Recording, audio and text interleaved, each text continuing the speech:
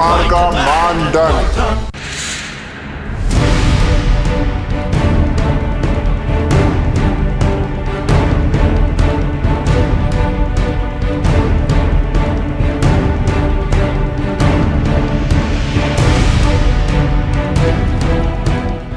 तो जाति पर बात, सबसे बड़ी मुलाकात। जी हां, पीएम ऑफिस बिहार प्रतिनिधि मंडल जो है वो पहुंच चुका है और जातिगत जनगणना के मुद्दे पर प्रधानमंत्री से मुलाकात बेहद खास आज की। बिहार से 10 दलों की टीम जो है वो दिल्ली में मौजूद है। तेजस्वी यादव ने कहा कि मुलाकात से सकारात्मक उम्मीद उन्हें है। सीएम ने जातीय जनगणना को बेहद जरूरी बताया और ऐसे में अब सबकी निगाहें जो है इस मुलाकात पर जाकर टिक गई हैं कि इस मुलाकात के बाद क्या बात बनती है। क्या जाति आधारित जनगणना जिसे लेकर केंद्र का रुख अलग रहा है, राज्य सरकारों के अपने अलग अलग रुख रहे और इस बीच बिहार की तरफ से 11 सदस्यीय प्रतिनिधि मंडल जो है इस वक्त प्रधानमंत्री नरेंद्र मोदी के ऑफिस में मौजूद, जहां पर यह मुलाकात बेहद महत्वपूर्ण।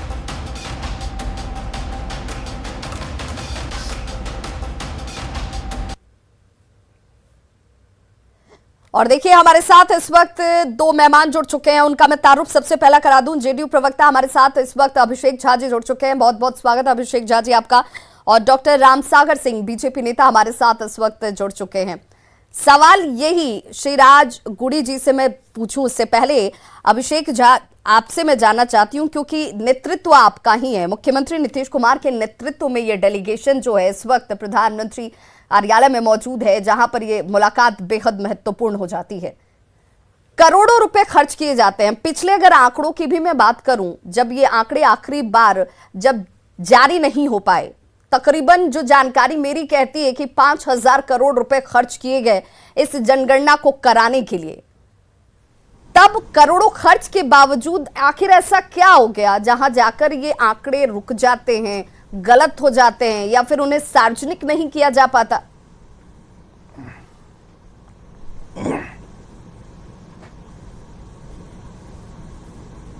अभिषेक झा जी, आपकी आवाज मुझ तक नहीं पहुंच पाई थी, प्लीज एक बार अपना सवाल रिपीट कर दें विभा जी। अभिषेक झा जी, मैं ये जानना चाह रही थी कि चलिए आज तो एक सकारात्मक पहलू ये है कि सभी के एक सुर हैं, सभी यही चाहते हैं कि जातिगत जनगणना होनी चाहिए। हालांकि इससे लेकर केंद्र सरकार का रुख क्या रहता है, आज की मुलाकात के बाद क्या स्थिति बनती है, ये सभी चीजों पर सबकी निगाहें टिकी हैं कि क्या आने वाला फैसला है, किस तरीके से इसे देखा जाए। लेकिन मेरा सवाल एक आम नागरिक के तौर पर ये सभी जानना चाहते हैं कि अगर ये इतना खास है, इतना महत्वपूर्ण है, इस पर करोड़ों रुपए खर्च किए जाते हैं। पिछली बार जो जनगणना कराई गई जिसके आंकड़े सार्वजनिक नहीं हो पाए, कई त्रुटियां उसमें पाई गई, उन करोड़ों रुपए खर्च करने के बावजूद आंकड़ों का ना आ पाना, फिर बदला क्या और क्यों लोग ये माने कि इससे उनकी स्थिति में बदलाव आएगा, हम ये आशान्वित रहें? विभा जी, पिछली बार आंकड़े सामने नहीं आ पाए, दुर्भाग्यपूर्ण है। हमारी पार्टी ने और हमारे नेता नीतीश कुमार जी ने तो इस मांग को लंबे समय से किया है और कोई ये चुनाव पर आधारित मांग नहीं है, कोई राजनीति से प्रेरित मुद्दा नहीं है कभी भी हमारे लिए।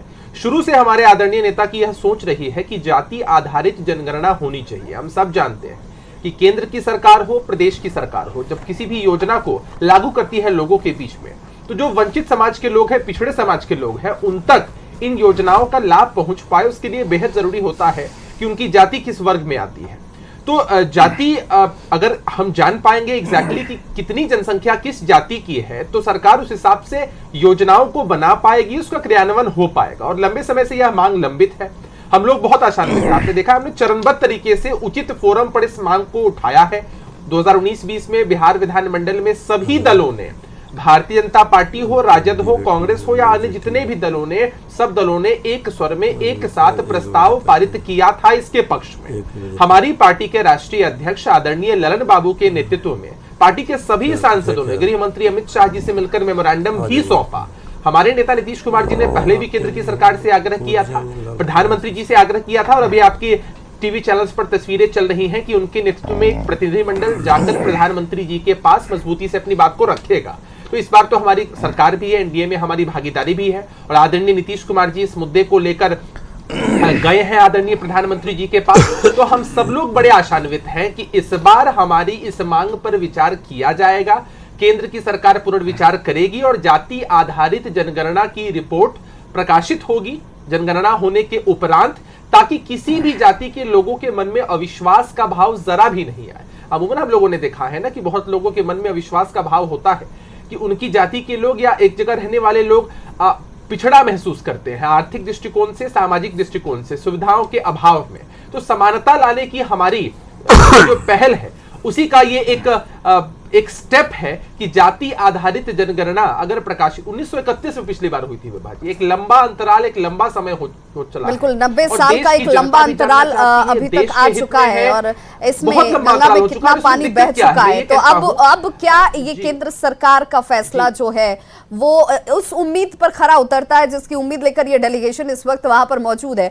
हमारे सहयोगी अमितेश हमारे साथ दिल्ली से इस वक्त जुड़ गए। अमितेश, मैं आपसे ही जानना चाहूंगी, सभी पहुंच चुके हैं क्या? ये मुलाकात का सिलसिला शुरू हो चुका है? क्योंकि इसी मुलाकात से तो बात बनेगी, उसी बात पर सबकी निगाहें टिकी हैं।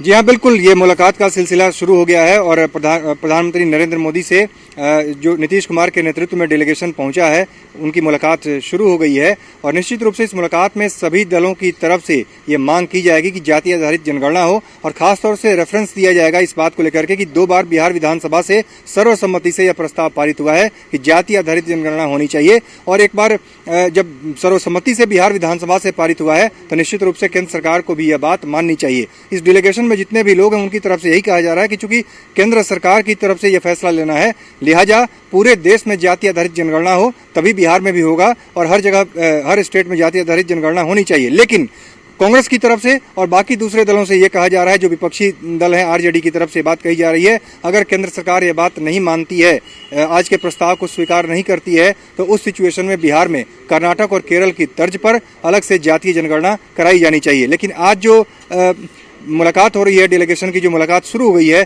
उसमें इस बात की उम्मीद की जा रही है और खासतौर से जेडीयू के जो नेता हैं विजय चौधरी, मुख्यमंत्री नीतीश कुमार, सभी लोग इस बात को लेकर ज्यादा आशान्वित हैं। उनकी तरफ से कहा जा रहा है कि हमें उम्मीद है कि प्रधानमंत्री का रुख सकारात्मक होगा और आज की मुलाकात के बाद जातीय जनगणना को लेकर के केंद्र सरकार की हरी झंडी मिलेगी। तो फिलहाल देखा जाए तो सभी दल एक साथ हैं और सभी दलों की तरफ से यही मांग की जा रही है कि जातीय आधारित जनगणना होनी चाहिए।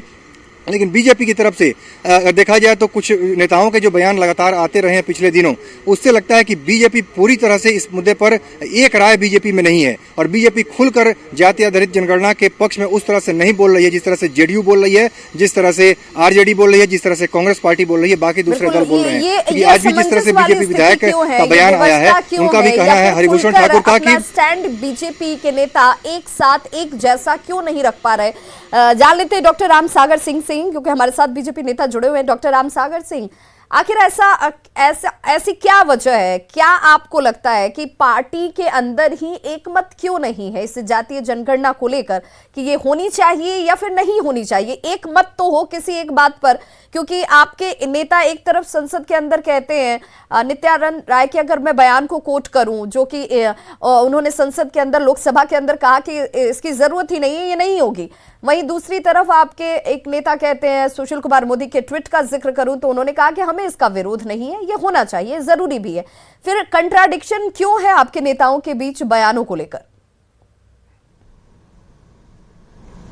नहीं, उसमें कोई कंट्राडिक्शन नहीं है। आप हमारे पार्टी का जो ऑप्शन है वो पीएम जो निर्णय करेंगे, देश में आज तक पीएम जो निर्णय करते रहे हैं वो देश में होता है और आज के निर्णय के बाद पीएम जो निर्णय करेंगे वो हमारी पार्टी मानेगी या पूरा देश मानती है पीएम के निर्णय को।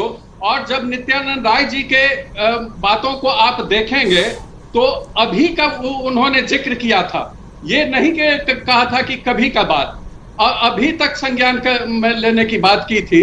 इसलिए उसमें हमारे पार्टी का निर्णय, जो प्रधानमंत्री जी निर्णय लेंगे, उसमें हमारी पार्टी भी साथ रहेगी, बिहार की जनता भी साथ रहेगी और भारत की जनता भी साथ रहेगी। कठिन से कठिन निर्णयों में ओबीसी को नीट में आरक्षण देना हुआ निर्णय बड़ा कड़े ढंग से प्रधानमंत्री जी ने लिया और ओबीसी को फायदा हुआ नीट में। जहां तक स्टेट में उन लोगों को विधेयक पारित करा करके अब स्टेट को भी ओबीसी का जो सूची होता है वो बनाने का छूट दिलवाया प्रधानमंत्री जी ने। प्रधानमंत्री जी ने कश्मीर समस्या का समाधान करवाया। जो सबसे सवाल का जवाब दीजिए राम सागर जी। मंदिर का बिल्कुल राम सागर नहीं, जी, नहीं। इस पे सवाल राय था, नहीं है। जातीय विपक्ष यही तो जनगणना आपसे पर बार-बार आपके बीजेपी का ऊपर स्टैंड क्या है? ये आरोप लगाता रहा है कि देखिए जहां बात ओबीसी मंत्रियों की सरकार की हो तो आप कहते हैं कि भाई चुनावी हमारी मंच नहीं ओबीसी ना है, मंत्रियों की राम सरकार है। आप नीट में ऑल इंडिया कोटे में ओबीसी आरक्षण की बात कहते हैं, वहां पर ये तमाम चीजें लागू होती हैं, उसे लेकर आप अपनी पीठ थपथपाते हैं। लेकिन जब जातीय जनगणना की बात आती है तो डर क्यों जाते हैं? ये सवाल है कि इसे लेकर के ये असमंजस क्यों दिखता है, बयान अलग क्यों दिखते हैं और सरकार में होते हुए और सरकार से अलग होते हुए बयानों में अंतर क्यों दिखता है? ये सवाल, इस सवाल का जवाब भी लेंगे। फिलहाल मुलाकात से पहले देखिए सीएम नीतीश कुमार और तेजस्वी के अलावा प्रतिनिधिमंडल में शामिल नेताओं ने क्या कुछ कहा है ये जानना जरूरी है। क्या कुछ कहा है जरा एक बार सुनिए। हम लोग सोचते हैं कि ये सबके हित में है, पूरे